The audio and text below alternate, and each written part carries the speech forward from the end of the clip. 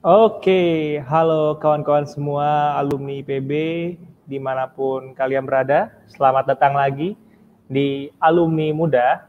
Di sini kita akan ngobrol-ngobrol ringan bersama alumni-alumni muda yang sedang berkarir. Kita akan mengulik apa yang sedang dikerjakannya. Kali aja dengan kita mendengar obrolan ini, kita bisa terinspirasi dan terjadi kolaborasi di antara kita.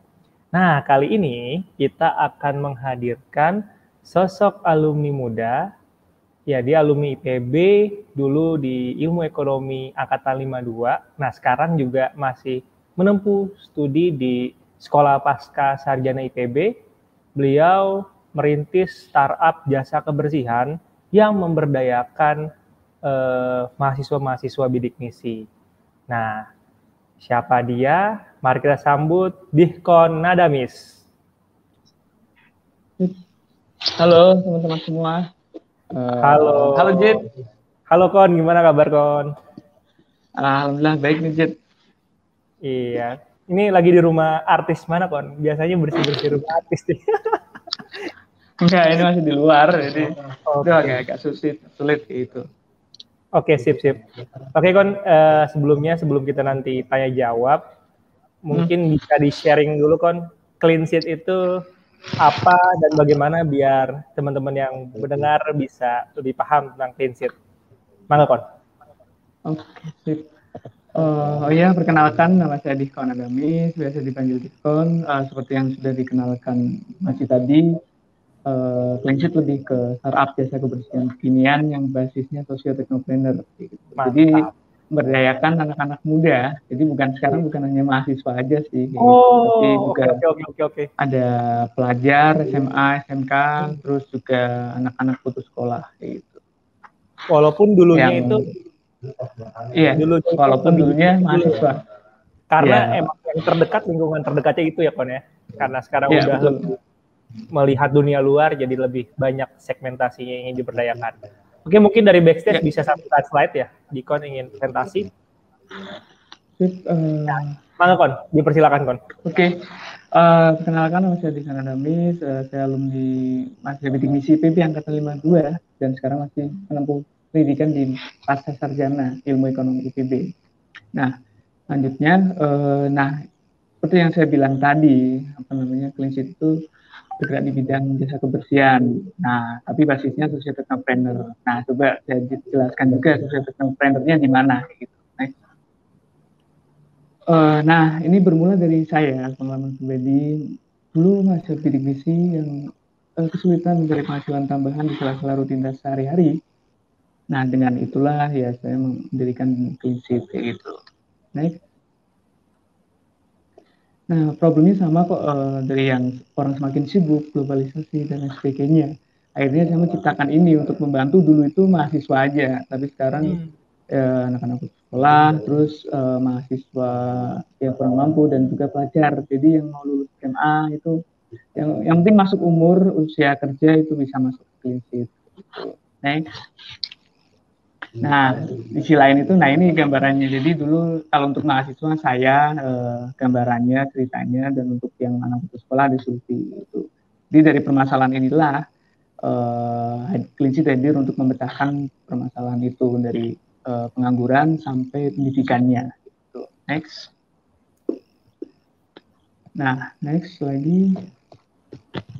Nah, ini solusinya sebenarnya. Nah, ini clean sheet itu lebih ke memecahkan solusinya tadi. Jadi penganggurannya, terus pendidikannya yang anak putus sekolah disekolahkan maupun dikuliahkan, terus juga kita sasarannya dari kampus dan juga perumahan maupun B2B yang perusahaan atau instansi.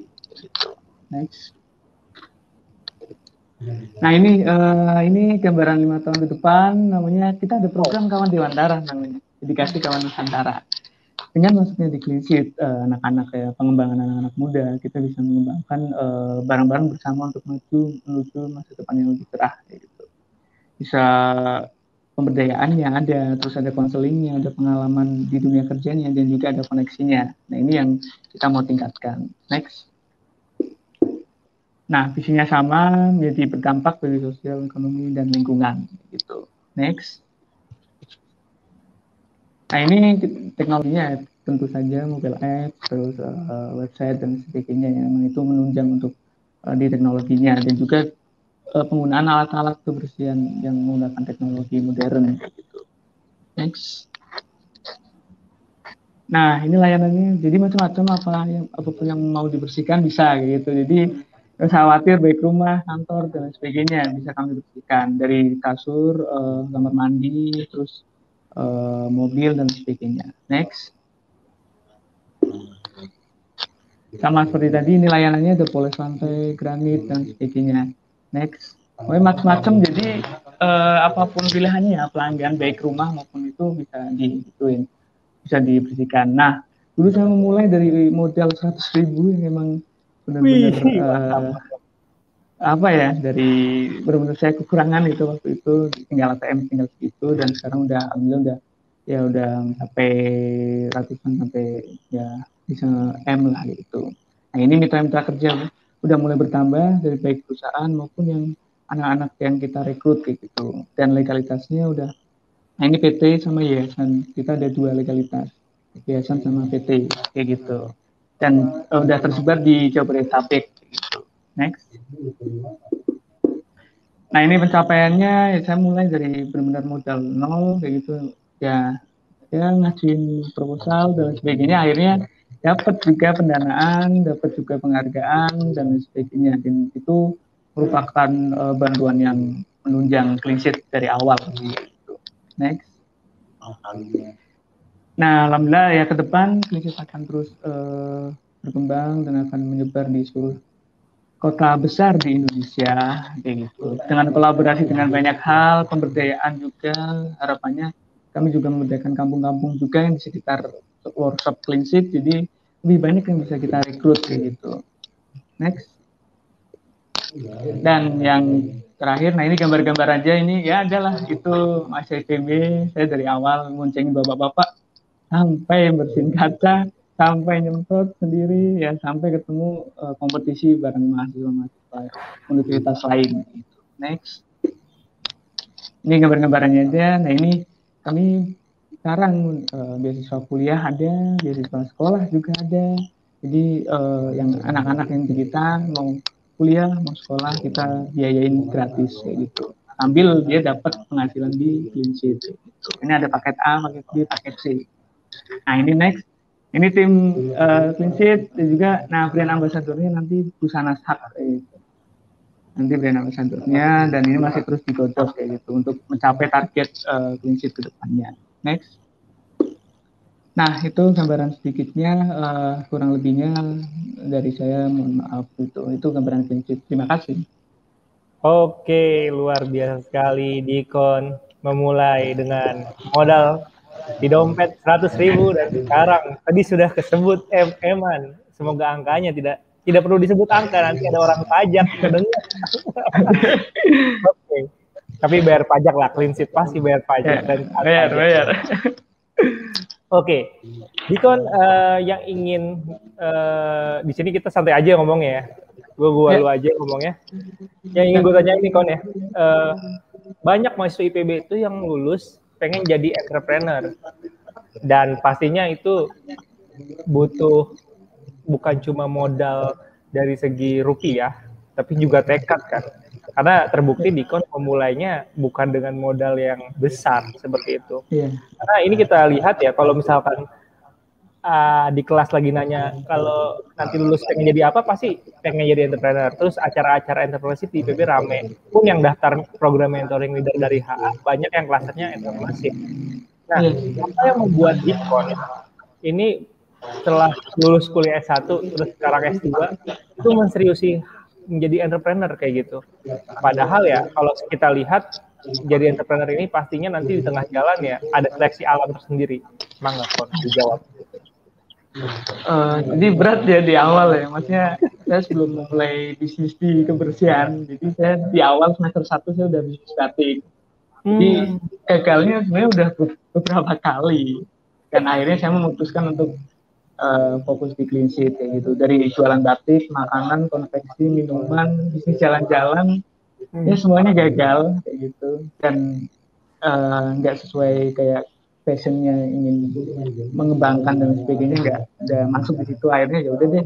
Dan waktu itu muncul ide Clean Sheet, ya akhirnya diseriusin. Emang parah sih, maksudnya berdarah-darahnya itu luar biasa. Oke. Artinya memang prosesnya agak panjang ya, dan artinya Panjang. ketika memilih untuk jadi entrepreneur, ya dia ada step yang harus dilaluin, dan step itu emang agak nggak enak gitu. Tapi itu cuma sementara ya, Kon ya. Oke, Ya, kita dapat poinnya tadi. Terus Kon, tadi gue lihat lo ada slide terus ikut Kick Andy tuh. Yang kita tahu kan kalau bisa ke Kick Andy itu kayaknya ya bisnis-bisnis yang punya dampak sosial, dan kita tahu sendiri tadi Clean Sheet udah kasih tahu dampak-dampak sosial yang dia berikan. Nah itu bagaimana Kon? Caranya masuk Kick Andy? Maksudnya pelajaran apa yang membuat Dikon tuh masuk Kick Andy? Jadi apa yang bisa dibagikan ke teman-teman nih? Jadi dulu nggak sengaja juga sih, maksudnya nggak kepikiran ya untuk masuk ke situ ya, karena nggak ada, ya udah niatnya ya udah pengen membantu yang lainnya dan sebagainya. Dulu sih emang niatnya why terbesarnya karena ingin membantu teman-teman yang membutuhkan kayak gitu. Jadi itu yang menjadi kekuatan utama, dan waktu itu memang saya udah banyak beberapa kenalan relasi dan sebagainya, dan akhirnya ditawarin tuh untuk masuk di Kick Andy, dan diseleksi dulu sih, dan ternyata masuk kayak gitu. Dan alhamdulillah banget dari situ ya Clean Sheet mulai dikenal, bukan hanya di Bogor aja, sekarang udah Jabodetabek, bahkan mungkin ada beberapa di nasional kayak gitu. Wow. Jadi masuk Kick Andy itu kayak growth hacking untuk Clean Sheet ya? Jadi yang tadinya mungkin nggak dikenal banyak orang, hanya sebagian orang aja, kenalan dan sebagainya, itu dikenal hampir seluruh Indonesia mungkin ya, karena disiarkan di televisi. Oke. Iya, Jadi kata kuncinya itu punya why yang jelas dan ada koneksi yang bisa mengkoneksikan ke sana ya. Simpel banget. Tinggal emang actionnya yang agak susah mungkin ya. Oke, lanjut. Dikon kan bisnisnya ini memberdayakan orang lain. Tadi khususnya segmentasi lebih bagaimana mereka bisa meneruskan pendidikan. Karena yang dikejar adalah anak-anak putus sekolah, bidik misi dan lain sebagainya. Nah, itu latar belakangnya apa ya, Kon? Bisa diceritakan lebih lanjut?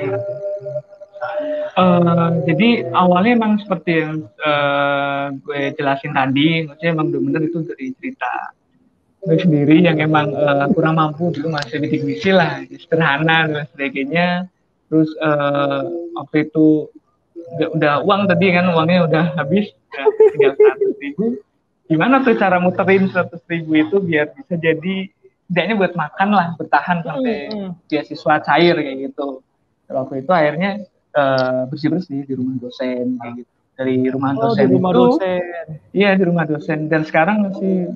Jadi beliau itu 5 tahun bareng saya, maksudnya dari pembinaan, dari yang beli batik awal sampai membina saya untuk ikut kompetisi-kompetisi gitu. Dan dari situlah muncul ide Clean Sheet kayak gitu, bersih-bersih, dan waktu itu belum diseriusin sih karena nggak ada bayangan ya apa bisnis kayak gini menguntungkan ya, karena kan gengsinya juga besar ya, maksudnya bersih-bersih itu gengsinya sangat besar gitu. Jadi ya udah deh jalanin aja, mumpung ada peluang, ternyata gambaran ke depan itu peluangnya besar gitu. Dan akhirnya ya udah ngajak yang lainnya, dan dulu hanya mahasiswa aja karena kesulitan ada yang minta full time, jadinya saya rekrut yang masyarakat putus sekolah, anak-anak muda juga yang bisa kita sekolahkan, dan juga kita soft skill-nya tadi kita kembangkan. Wow.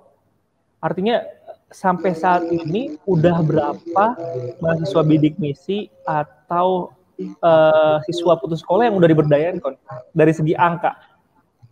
Ini udah 50-an, berarti kalau ini ngerekrut udah 100-an sih. Gitu. Wow. Karena ini lagi gencar-gencarnya ngerekrut lebih banyak lagi, karena kita ada program itu 1.000 anak-anak atau yang mau kuliah yang kita sekolahkan maupun kuliahkan kayak gitu. Wow, big impact. Dan gue sangat setuju ya ketika pendidikan itu menjadi salah satu corong dari aktivitas sosial Clean Sheet, karena pendidikan itu kan eskalator sosial, Dikon aja bisa kayak gini. Yang tadinya mahasiswa bidik misi sekarang bisa memberdayakan mahasiswa bidik misi yang lainnya dan juga putus sekolah, itu karena pendidikan. Artinya di sini peran IPB dan juga mungkin peran HIPB sangat berperan. Nah, Dikon bisa ceritain nggak peran dari IPB dan HIPB terkait dengan pertumbuhan Dikon atau sekarang Clean Sheet saat ini?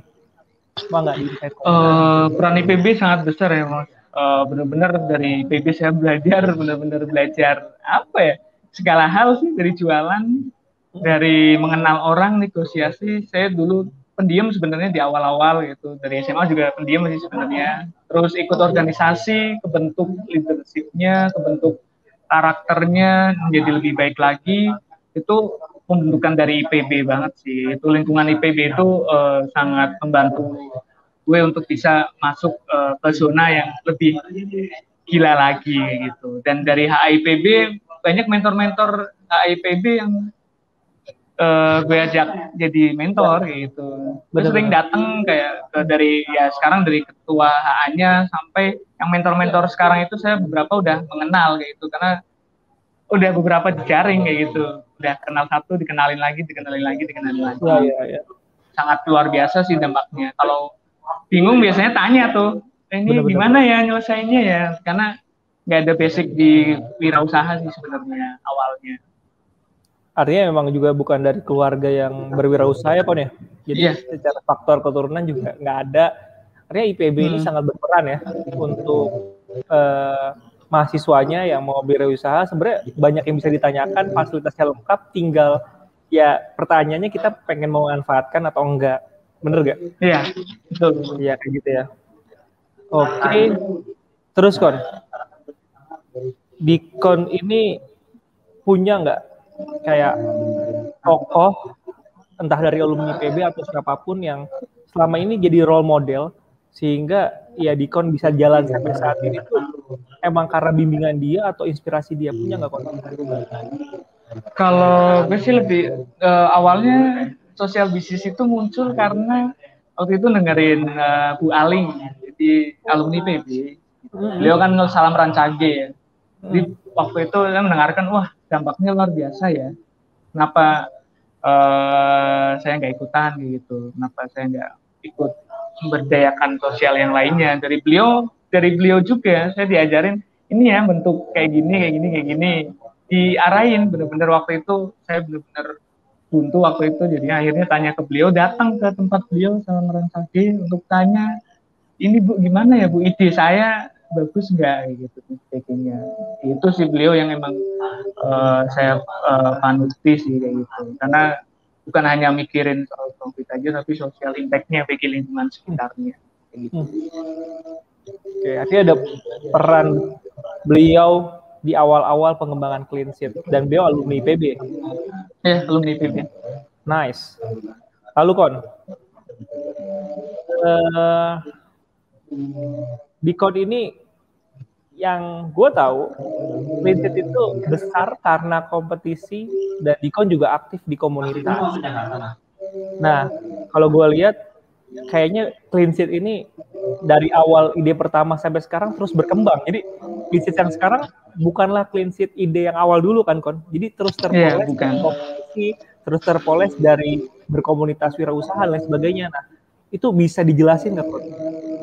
Peran kompetisi dan komunitas dalam pengembangan usaha, karena kalau gue lihat banyak nih kawan-kawan kita yang ikut kompetisi tapi dia tujuannya itu bukan bangun bisnis, cuma menangkan lomba. Kalau gue lihat purpose-nya Dikon ini bukan dia buat modal bisnis dan dia lombain aja, tapi model bisnis ini diuji sehingga nanti ketika di dunia nyata bisa lebih sustain. Itu bisa desain gak Kon?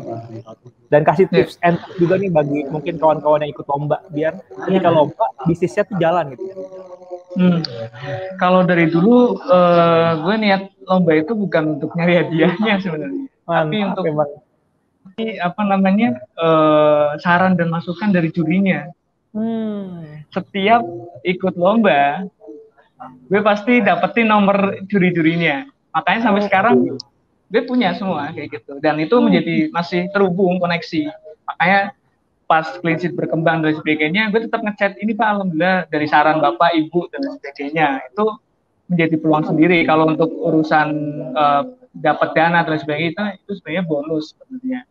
Dan kemarin hibah itu sebenarnya emang bagus untuk trial error. Jadi berarti kurang lebih hibah di awal itu sekitar 50 juta nggak salah. Itu kan buat hibah ya, apa ya? kembali lagi ya hibah. Ya jadi itu kan dihabisin ya, jadi bebas ya mau dihabisin apa. Nah itu pada saat itulah untuk trial errornya gitu. Jadi beli alat apa, aduh salah beli, ya udah nggak apa-apa kan karena hibah kan. Jadi trial errornya di situ. Dan kalau udah siap baru investor masuk kayak gitu. Itu kan kalau hibah kan nggak perlu dibalikin ya kayak gitu. Jadi perlu pengembangannya. Tapi kalau untuk tips and triknya sebenarnya lebih ke apa namanya? Gue ada beberapa ikut kompetisi kayak gitu. Satu ya jalan-jalannya pasti ya gratis ya, karena dibiayai, itu salah satu suka juga sih. Tapi lebih ke relasinya, niatnya relasi sama gimana cara masukannya, karena jauh berbeda banget. Dulu Vincent ada laundry, ada pindahan, ada ya, macam-macam gitu. Sampai akhirnya bisa sampai akhirnya udah fokus aja di kebersihan aja yang emang profitnya oke, yang bisa diputar lagi. Iya, pasarnya gede. Dan waktu itu udah repeat. Dan dulu ya karena nggak ada basic di wirausaha, ya udah main sikat-sikat aja, banyakin layanan dan pusing sendiri ternyata nggak kuat gitu. Untuk tips and triknya lebih untuk teman-teman ya udah modal itu bukan hal yang utama sebenarnya, tapi yang penting kemauannya itu. Selama ada kemauan pasti ada jalan itu. Dan untuk teman-teman ya ikutin aja lomba sebanyak-banyaknya kalau masuk ya gitu. Kalau dananya kan ya niatin aja untuk pengembangan, jadinya kan dapat semua tuh, dana dapat, media dapat dan sebagainya kayak gitu sih. Tadi gue menarik nih, jadi emang soal niat ya. Kalau kita niatnya itu untuk emang kita pengen bisnis, gue ikut lomba tadi untuk bagaimana mengasah ide bisnis ini. Bahkan niat itu dibuktikan dengan lu nge-save nomornya juri dan menginformasikan progres clean sheet. Itu kan terapresiasi kan juri ya. Kayak Bu ini atas atas saran Ibu pasti keren juga nih, gue cuma ngasih saran tapi dilaksanain berdampak untuk dunia nyata gitu, bukan cuma sekedar lomba. Jadi emang niat itu emang beda banget ya, yang mengubah segalanya. Walaupun di awal tuh niat benar-benar change everything. Ya betul. Masuk. Terus kalau nggak salah Dikon juga ikut komunitas wirausaha. Nah itu bisa ceritain nggak Kon? Soalnya kalau menurut gue emang kalau bisnis ini butuh yang namanya kita tuh saling diskusi, saling tukar pikiran. Kalau di bukunya Napoleon Hill, Think and Grow Rich, kita butuh kelompok mastermind. Jadi ya saling lapor progres dan lain sebagainya, itu lebih memacu. Karena yang namanya wirausaha setelah lulus kuliah kayaknya agak sepi ya. Maksudnya kita kan nggak punya teman-teman kita rata-rata memilih untuk bekerja dulu gitu. Nah itu bisa diceritain nggak Kon? Jadi waktu itu bingung sih ya mau cari komunitas yang pengusaha lah, di mana untuk belajar, dua untuk itu menambah relasi kayak gitu. Dan waktu itu nemu tuh komunitas tangan di atas gitu, Bogor Raya. Gue gabung di sana asal gabung aja sih, maksudnya asal gabung itu padahal itu senior semua loh, maksudnya gila aja langsung gabung dan lain sebagainya, dan nggak mikir itu senior semua, bisnisnya udah besar semua dan lain sebagainya, nggak mikir, yang penting ya udah belajar deh, dapat mentor yang bisa membimbing, dan perubahannya itu karena komunitas itu sih sebenarnya perubahan prinsip itu. Oke. Iya, ini juga tips bagi teman-teman ya. Jadi kalau misalkan wirausaha jangan sendirian, pokoknya cari teman, berkomunitas, banyak komunitasnya ya. Sekarang ada TDA, ada HIPMI, ada UB dan lain sebagainya, itu ikutin aja karena pasti di sana orang-orangnya sangat oke untuk sharing-sharing. Kita dengerin aja dulu ya. Oke Kon, kita lanjut lagi. Ya, jadi Dikon ini bisnis yang berbasis social partnership. Nah, di bisnis ini artinya Dikon harus mengutamakan profit sembari juga memberi dampak sosial. Nah, dalam perjalanannya mengseimbangkan kedua hal itu gimana? Eh, agak berat sih awal-awal, apalagi awal-awal kan gue dikatain itu berjiwa sosial tinggi katanya. Jadi nggak mentingin profit gitu. Dulu awal-awal. Jadi dan dari yang mau apa namanya orang yang peduli langsung waktu itu kan ada investor yang mau masuk. Habis itu ya udah disekat gitu. Kamu kalau mau bisnis bisnis, kalau mau sosial sosial gitu. Ya harus ada profit yang diputerin lagi dan untuk berdampak lagi gitu. Dari situ sih mulai sadar gitu. Profit tetap sama, tapi gimana caranya tetap nyimbangin itu. Dan ternyata bisa ternyata. Bisa, orang masih jalan sampai sekarang kan ya, Iya. dua-duanya. Iya, karena kalau misalkan tadi cuma social impact doang, itu bukan bisnis kon, itu yayasan. Iya. Semua social entrepreneurship harus ada profit dan ada social benefit. Itu udah klop. Kalau dua-dua itu ada, dan Cleanset sudah berhasil memfusi dua hal itu kan ya.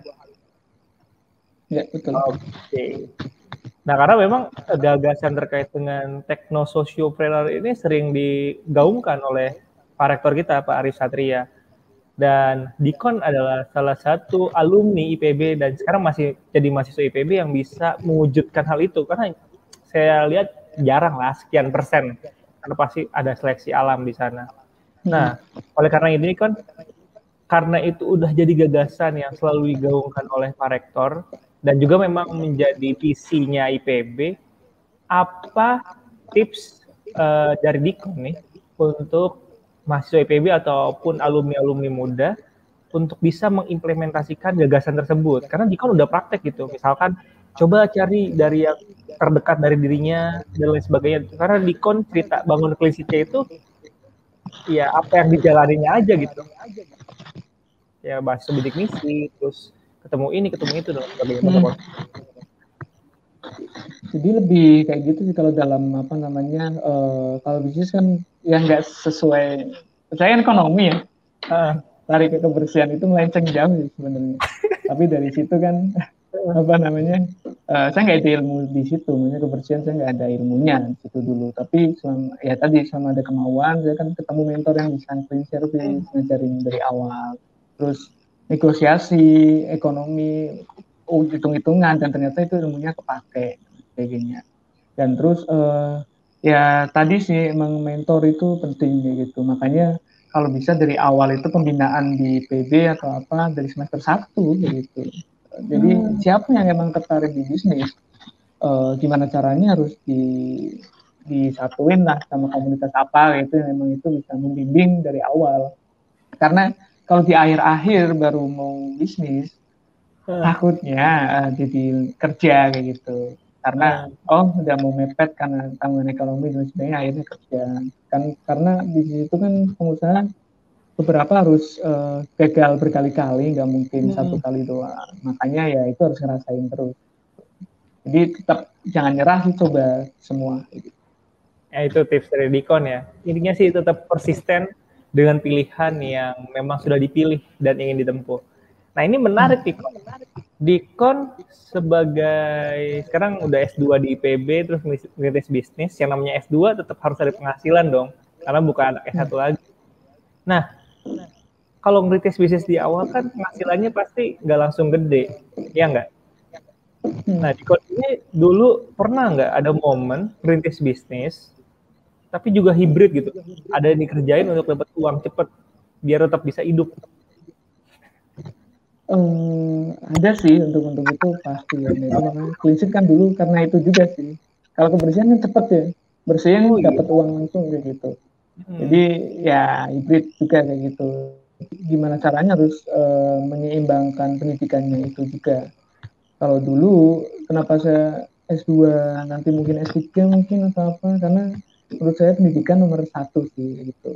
Pendidikan itu yang bisa merubah mindset, pola pikir untuk bisa terus berkembang dan sebagainya. Tapi nggak semuanya juga, gitu. Tergantung diri kita masing-masing. Tapi itu sih dulu pengen cepet ya itu. Dulu belum tentu digaji gitu. Dulu selama berapa bulan ya? 9 bulanan itu nggak digaji. Wow, beneran banget. Itu gimana ya? Itu udah menemukan bisnis model yang sesuai itu yang paling sulit gitu.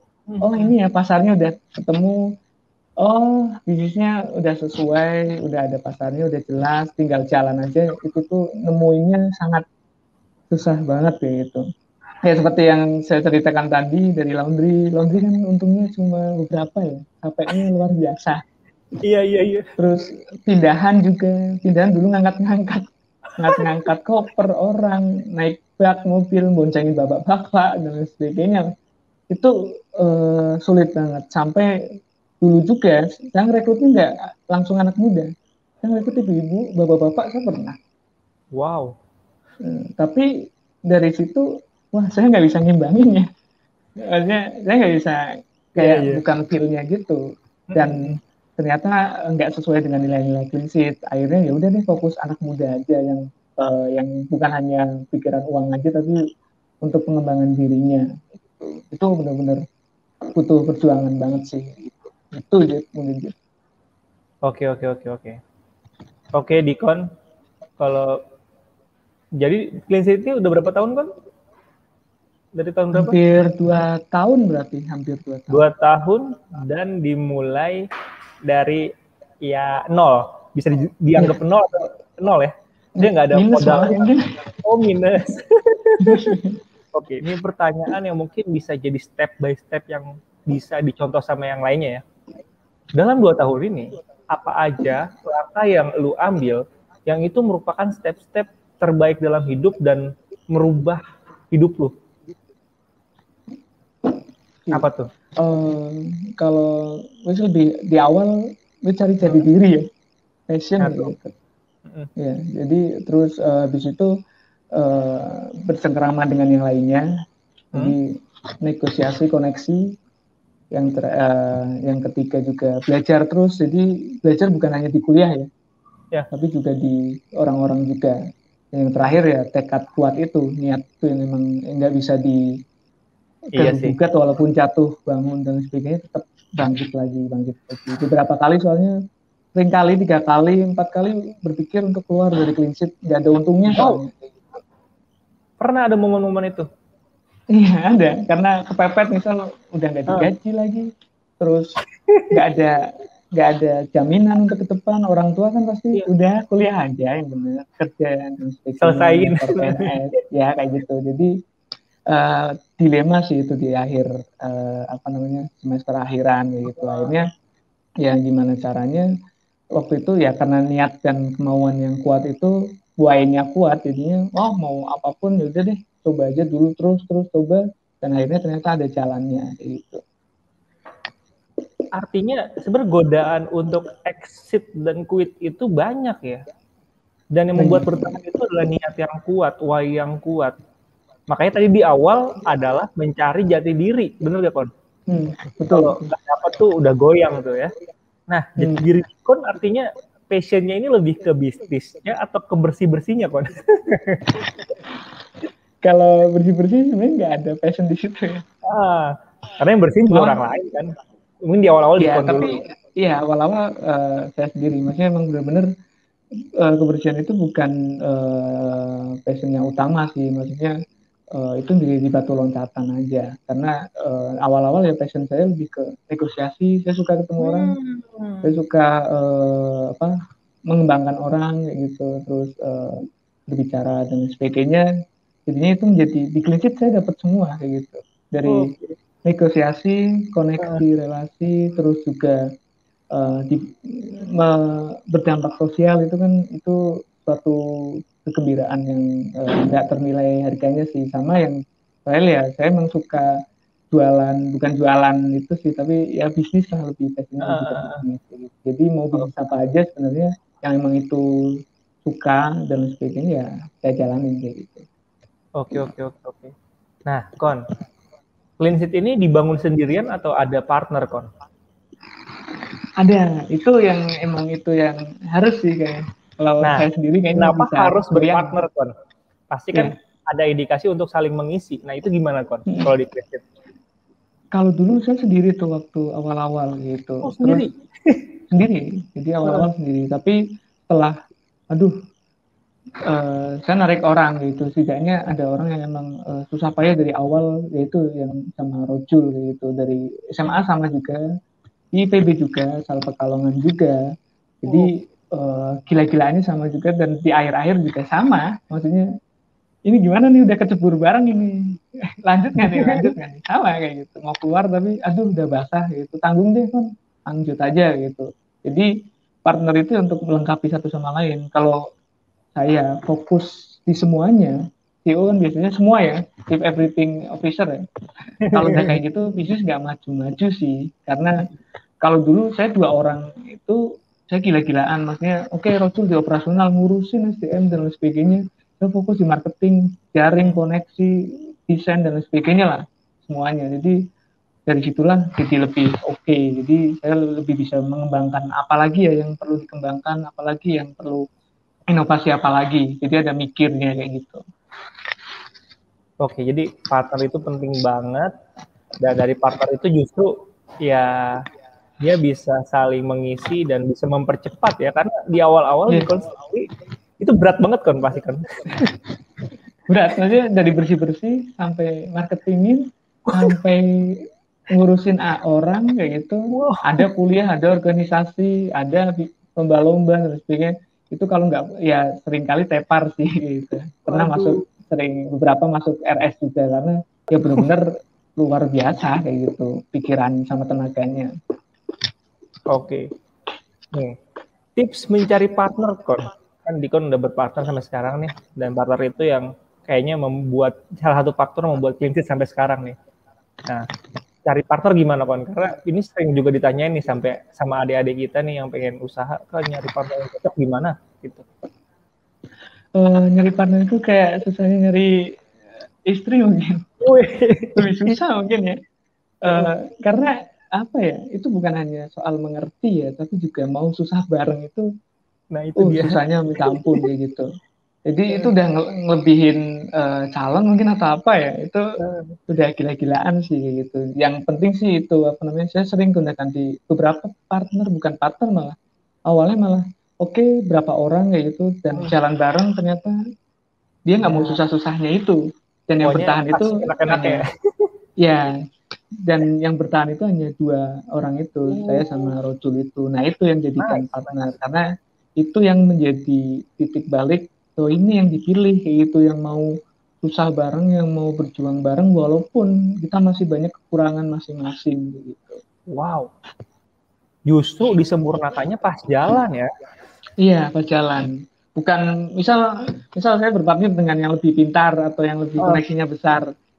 Sananya kan nggak mau ya. Ya kayak gitu lah. Kecil juga ya kita ya. Iya. Intinya yang bisa menyeimbangin sih kayak gitu. Bukan yang tinggi banget sampai yang enggak, itu malah nanti bentrokan terus tuh. Tapi cari yang emang seirama, yang sebagusnya lah, dan sehatinya sih, lebih kayak gitu sih. Oke, konflik mah udah pasti ada, tapi karena tadi udah klop ya pasti bisa diselesaikan gitu ya. Oke, gitu. Gue lanjut ke pertanyaan selanjutnya. Mungkin bisa diterangkan lebih jelas Kon. Sekarang Cleanseat ini udah berapa cabang, karyawannya berapa, mitranya berapa Kon? Tadi kan udah dipresentasi. Coba ditekenin lagi di sini Kon. Dan juga nih sambungannya, visi ke depan Cleanseat itu pengen sebesar apa Kon? Nah, di callback lagi. Oke, jadi Cleanseat sekarang alhamdulillah udah 3 Jabodetabek ya. Jadi udah 5 cabang gitu, 5 workshop yang memang itu ada tempat-tempatnya masing-masing untuk naruh alat, untuk orang sebagainya, dan mitranya udah bertambah luar biasa sih. Dan ini targetnya udah 100-an, ini rekrut kita nyampe 100-an lebih gitu. Yang ini udah 50-an gitu, dan ini akan bertambah lagi sampai 100-an, dan tahun ini 200 kita targetin. Gitu. Wow. Karena ke depan, dalam 5 tahun ke depan itu kami udah udah berpikiran ke depan. Dalam 5 tahun ke depan kami akan menyekolahkan dan menguliahkan 1.000 anak muda yang bergabung di Cleanseat kayak gitu. Amin. Jadi, kita aminkan bareng-bareng. Amin. Dan itu berat sih sebenarnya. Tapi Tapi kamu udah ada gambarannya untuk mencapai target itu. Jadi udah tergambar banget dan udah berapa dana yang dibutuhkan, berapa omset yang harus dihasilkan. Itu kan cukup lumayan ya untuk kuliah maupun paket ABC gitu. Dan harapannya ya Clean Sheet bisa merambah ke bukan kebersihan lagi, tapi juga nanti ke pest control dan sebagainya. Ini udah mulai masuk sih gitu beberapa. Ya justru tadi karena goalsnya yang gede, jadi usahanya bisa lebih gede ya. Karena ada challenge ya. Kalau nggak ada challenge kayaknya biasa-biasa aja gitu, udah nyaman dengan yang sekarang. Ya betul. Oke, ini kan ini pertanyaan terakhir dari gua. Jadi menurut Dikon, apa aja nih yang harus dilakukan oleh para alumni muda dan juga mahasiswa yang ingin lulus kalau pengen berwirausaha? Nah, itu apa aja yang harus dilakuin? Oke, untuk awal sih sebenarnya coba ya. Kita harus mencoba terus kayak gitu. Maksudnya kita nggak tahu ya passion kita di mana, kesukaan kita di mana, rezeki kita di mana, kan kita nggak tahu ya. Dan yang paling bisa diandalkan adalah kita mencoba. Gagal ya pasti, jelek hasilnya pasti gitu untuk awal-awal. Tapi dari situlah kita bisa evaluasi gitu. Terus setelah mencoba, ya tadi sih paling awal kita harus niat dulu sih niatnya apa gitu. Paling utama itu. Jadi niat kita apa, why-nya apa, yang untuk misal pengusaha apa yang bisa membantu apa, membuka lapangan kerja apa dan sebagainya, itu harus kuat dulu gitu. Kalau enggak ya semua akan gampang kalah gitu, akan gampang nyerah gitu. Misal dihantam masalah dikit aja jebret, aduh udah deh nyerah deh, kerja aja gitu, misal kayak gitu.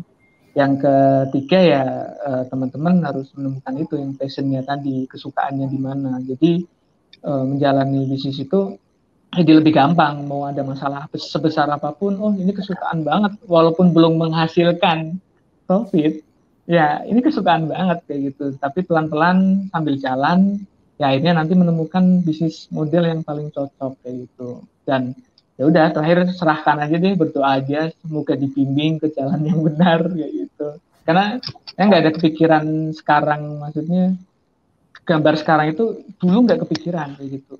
Baru sekarang baru cerita-cerita dan sebagainya, dan itu kan saya hanya berdoa tolong bimbing, kalau memang bisnis ini nggak bermanfaat tolong matikan kayak gitu, tapi kalau bermanfaat silahkan dilanjutkan kayak gitu. Itu kan gimana ya doanya kita juga ya, kalau niatnya kita udah baik insya Allah sih ketemu dengan nilai-nilai value yang baik juga. Itu sih, dan jangan pernah nyerah, jalanin aja dulu itu pasti ada jalan gitu. Mantap. Oke, tadi pertanyaan terakhir sekaligus menurut gue udah menjadi closing statement ya, karena udah menjadi tips-tips yang bisa dijalanin sama kawan-kawan alumni muda yang lainnya. Oke, cukup sekian obrolan kita pada hari ini. Terima kasih Kon sudah menyebarkan waktu, semoga bermanfaat untuk kawan-kawan semuanya. Oke. Jadi buat kawan-kawan semuanya, tadi Dikon udah memberitahu kita bahwa untuk merintis bisnis yang punya profit dan juga social benefit itu sangat mungkin. Dan bagi kawan-kawan IPB, ekosistemnya itu sangat-sangat bisa membantu kita. Jadi